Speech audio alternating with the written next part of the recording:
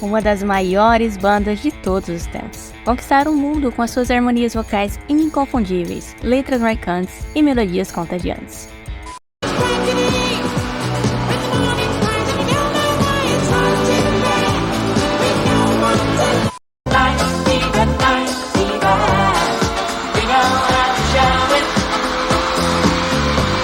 Desde os primeiros passos no pop psicodélico dos anos 60 até o sucesso estrondoso na era disco, eles provaram ser artistas visionários, sempre se transformando e acompanhando as tendências, sem perder a essência de seu som original e lendário.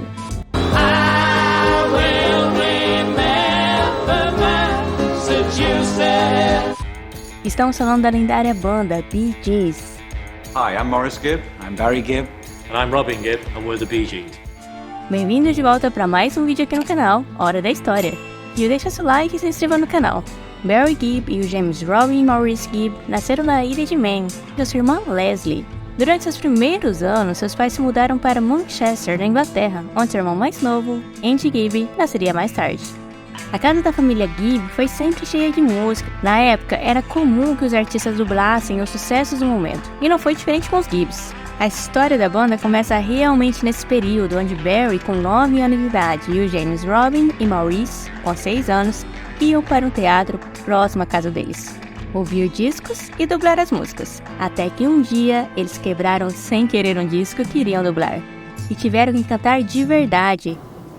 Lollipop, lollipop, oh, lolly, lolly, lolly, lollipop. Não podemos negar que mesmo muito jovens, eles já agarravam as oportunidades. Os pais dos meninos esperavam encontrar uma vida melhor em Manchester, mas a área ainda estava passando pelo período pós-Segunda Guerra Mundial, e a família estava tendo dificuldades para pagar as contas e manter a família. Eles decidiram então emigrar para Redcliffe, na Austrália, em 1958. Desde a chegada desse novo país, os irmãos rapidamente começaram a mostrar seus talentos musicais em público, se apresentando em pequenos clubes, pousadas e programas de televisão. Now it's gone, gone, gone. Those years have passed away. It's gone, gone, gone. Um DJ australiano chamado Bill Gates sugeriu o nome de Bee Gees, já que em sua visão havia muitos Bees Gees na vida deles, como Barbara Gibb, a mãe deles, Barry Gibb, o próprio Bill Gates, além de ter uma boa sonoridade. Mais tarde, em 1966, eles adotaram o nome sugerido e se tornaram oficialmente Bee Gees. Embora eles fossem apenas crianças, passaram a maior parte do tempo trabalhando como adultos, e a indústria musical da Austrália ainda era nova e não tinha ideia de como exatamente promover um artista. Ainda assim, os Bee Gees começaram a ser reconhecidos e considerados fenômenos, se apresentando em programas de TV e lançando músicas.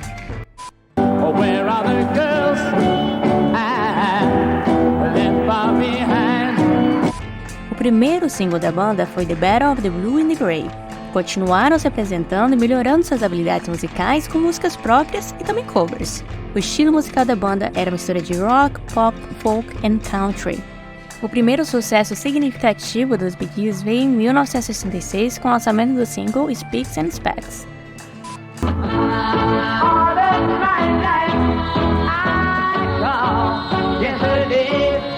A música alcançou o segundo lugar nas paradas australianas e marcou o fim de sua carreira inicial na Austrália.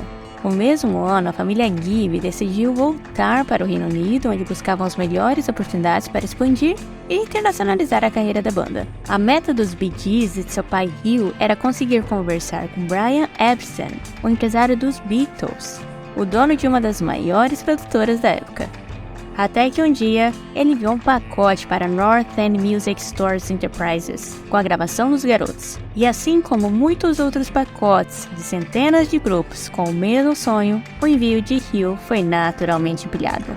No entanto, o recém-nomeado diretor da produtora era o australiano Robert Sigurd, que por ser do mesmo país que Hugh, decidiu prestar uma atenção especial ao pacote e ouvir o material da banda. Robert assistiu os garotos e percebeu que eles tinham um potencial imenso e que eles poderiam ser tão bem-sucedidos quanto os Beatles. Não precisou de muito para que Robert investisse pesado nos Bee Gees. Ele confiou tanto na banda que, em 1967, o primeiro single do grupo, New York Mining Disaster 1941, alcançou o top 20 nos dois lados do Atlântico. Have you seen my wife, Mr. Jones? Algumas pessoas não lembram, mas a banda nem sempre foi apenas os 3 irmãos. Por um certo período, o Bee Gees tinha em sua composição mais 2 integrantes, Colin Peterson na bateria e Vince Maloney na guitarra, que ocorreu a partir do contrato com a gravadora Polydor, e eles entraram como membros permanentes do grupo. Antes do fim de 67, eles lançaram um álbum de rock psicodélico, Bee Gees First, que se tornou internacional e chegou ao top 10 no Reino Unido e nos Estados Unidos. No mesmo ano, Massachusetts e Horizontal foram seus primeiros hits número 1 no Reino Unido.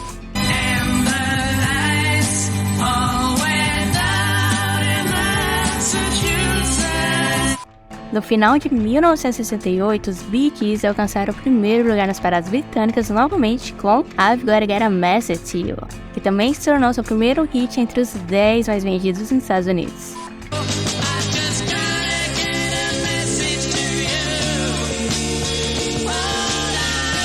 Apesar de sua primeira turnê nos Estados Unidos ter sido um pouco menos sucedida do que o esperado, o grupo recebeu prêmios de prestígio e reconhecimento às suas vendas e sucesso musical. No final de 68, os Bee Gees gravaram o álbum Odessa, lançado em 69, que contou com os singles First of May e Melody Fair.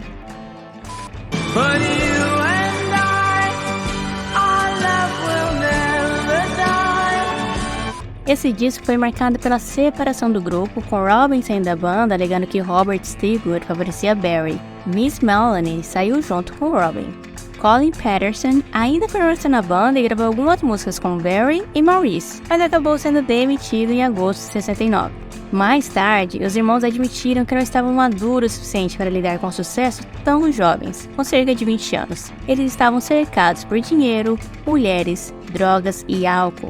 Esses fatores combinados levaram a conflitos de ego e brigas internas. Apesar deles não saberem como lidar com todo aquele sucesso, continuaram a produzir músicas fascinantes. Em sua carreira solo, Robin Gibb gravou um álbum intitulado Robin's Reign, que resultou no sucesso intitulado Saved by the Bell. Enquanto isso, o grupo lançava o primeiro álbum sem Robin, intitulado Cucumber Castle, que foi comercialmente decepcionante para a banda.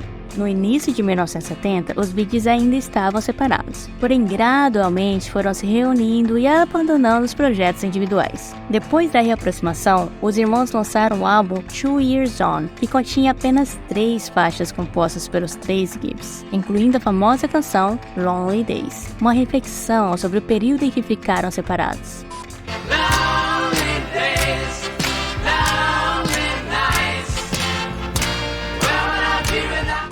No ano seguinte, em 71, eles alcançaram o topo das paradas americanas com o sucesso How Can You Mend a Broken Heart, do álbum Trafalgar. How can you stop the sun from shining? 2 anos depois, os Bee Gees apresentaram uma variedade de estilos musicais no álbum To Whom It Might Concern, mas as vendas dos próximos 2 álbuns diminuíram. Foi então que eles decidiram mudar o seu som. Inspirados pela música disco, lançaram em 75 Jive Talking, que se tornou um sucesso e alcançou o top 20 das paradas americanas.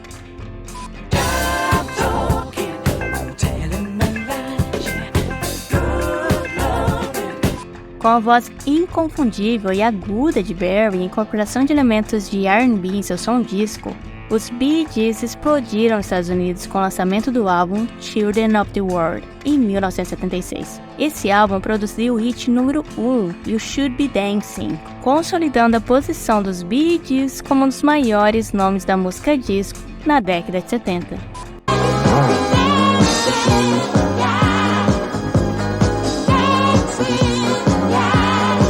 Foi então que Robert Stigwood percebeu que esse estilo de música era uma tendência inquestionável e aproveitou para surfar a onda quando percebeu que os Bee Gees eram perfeitos para isso.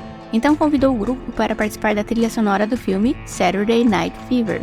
Eles não imaginavam que esse simples convite os levaria para o reconhecimento mundial no ano seguinte. O filme, que no Brasil ficou conhecido como Os Embalos de Sábado à Noite, tornou-se um marco cultural dos anos 70. O álbum como trilha sonora do filme quebrou recordes de venda na época. sendo o quinto mais vendido da história da música até então, com 37 milhões de cópias, segundo a Billboard. Após o lançamento, o álbum permaneceu no topo das paradas de sucesso por um ano inteiro. As músicas Staying Alive, More Than a Woman, How Deep Is Your Love e Night Fever alcançaram o primeiro lugar em diversos países ao redor do mundo.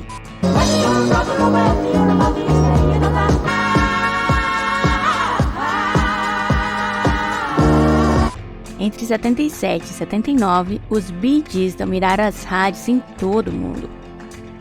A participação dos irmãos na trilha sonora de Saturday Night Fever rendeu para o grupo 6 Grammys, 1 em 78 por How Deep Is Your Love, como melhor performance vocal pop, e 4 em 1979 nas categorias Álbum do Ano, Melhor Performance Vocal Pop, Melhor Arranjo Vocal e Produtor do Ano, além de um Grammy Hall of Fame Award em 2004. Ainda em 78, os Bee Gees foram convidados por Robert para participar do filme musical Sgt. Pepper's Lonely Hearts Club Band. Porém, esse foi um fracasso que eles preferem evitar comentar. O fiasco desse último filme foi ofuscado quando os Bee Gees organizaram um super evento para a UNICEF em Nova York. Nesse enorme concerto, os irmãos pediram que cada artista participante doasse os lucros de uma de suas canções. Os irmãos escolheram doar os direitos autorais da música Too Much Heaven, um de seus maiores sucessos entre 1977 e 1979.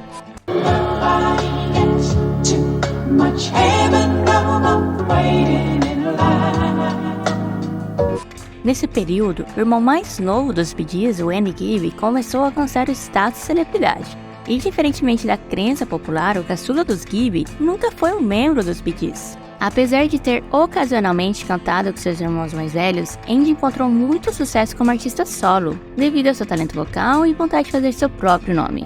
Depois de conseguir sucesso local na Austrália, Andy partiu para os Estados Unidos para consolidar a sua carreira musical. Com a ajuda de Barry Gibb, Andy lançou seu primeiro álbum intitulado Flowing Rivers, que se tornou um grande sucesso.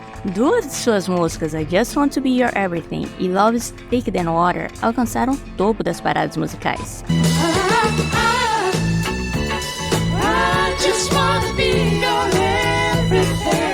Apesar de seu sucesso crescente, Andy começou a lutar contra o vício em drogas enquanto se preparava para seu segundo álbum. Seus problemas com drogas começaram a afetar tanto sua vida pessoal quanto sua carreira. Ele foi contratado para diversos shows teatrais e programas de televisão, mas frequentemente faltava aos ensaios e não comparecia às apresentações. Além disso, seu relacionamento com a atriz Victoria Principal também terminou como resultado de seu vício. Somente na metade dos anos 80, Andy decidiu se internar na clínica Betty Ford para buscar ajuda. Mas ainda assim, após o tratamento, ele ficou financeiramente arruinado e nunca mais recuperou a fama que havia desfrutado anteriormente. Em 10 de março de 1988, Andy foi levado para o hospital após se sentir mal e acabou falecendo pouco tempo depois, com apenas 30 anos de idade. Os médicos concluíram que a causa da morte foi miocardite, uma condição cardíaca que foi causada pelo uso prolongado de drogas. Depois da morte inesperada de Andy, os Bee Gees alcançaram o top 10 dos Estados Unidos com a faixa título de seu álbum One, no ano seguinte. Durante os anos 90, lançaram várias coletâneas e o álbum High Civilization, que apresentava um som mais eletrônico. Em 1993, alcançaram sucesso nas paradas do Reino Unido com Size Isn't Everything. Já em 1997, voltaram ao top 20 dos Estados Unidos com Still Waters.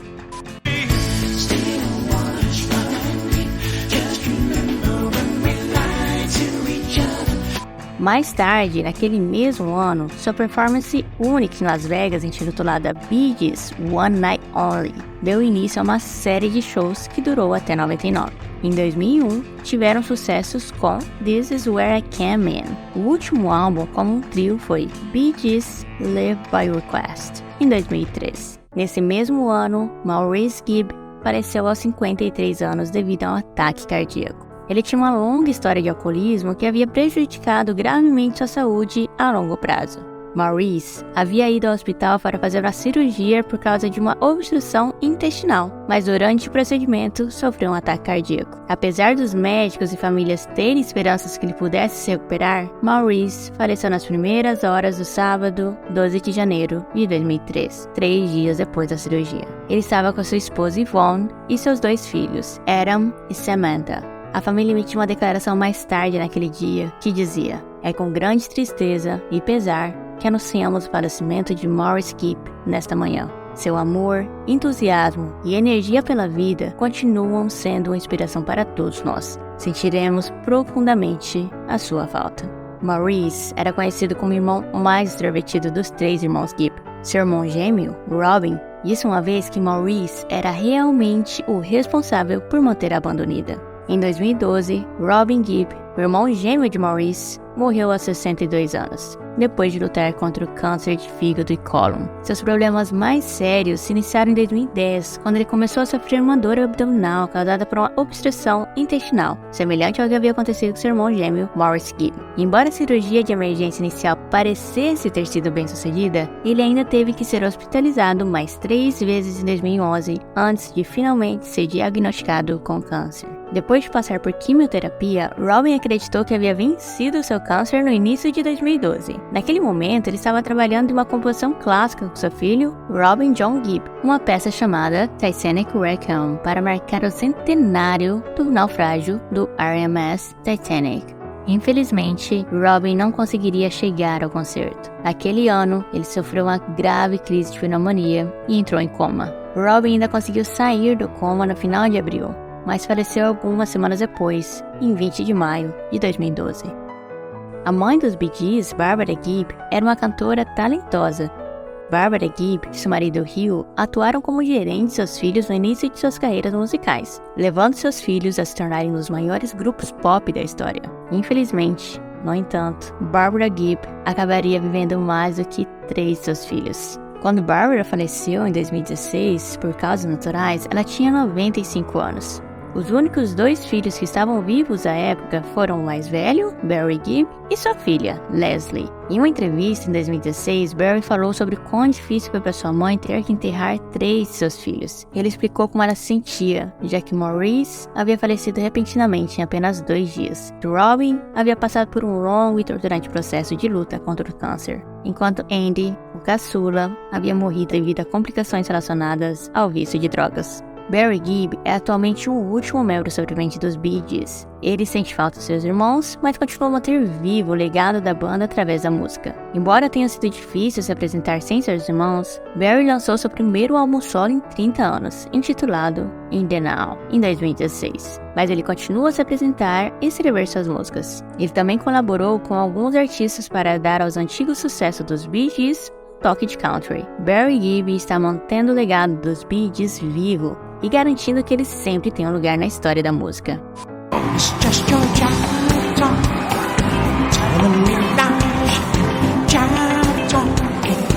A paixão, a criatividade e a garra desses 3 irmãos impactaram o mundo da música, transcenderam barreiras e conquistaram gerações ao redor de todo o mundo. Vamos celebrar o legado impressionante dos Bee Gees, aproveitando suas canções e permitindo que suas histórias sigam nos conectando e trazendo alegria. Que o ritmo apaixonante dos irmãos Gibb continue embalando nossos momentos e inspirando nossos corações. Me conta nos comentários qual música deles mais te marcou e por quê. Te convido também a deixar seu like e se inscrever no canal. Isso nos motiva a continuar trazendo mais vídeos assim. Obrigado por assistir e até mais!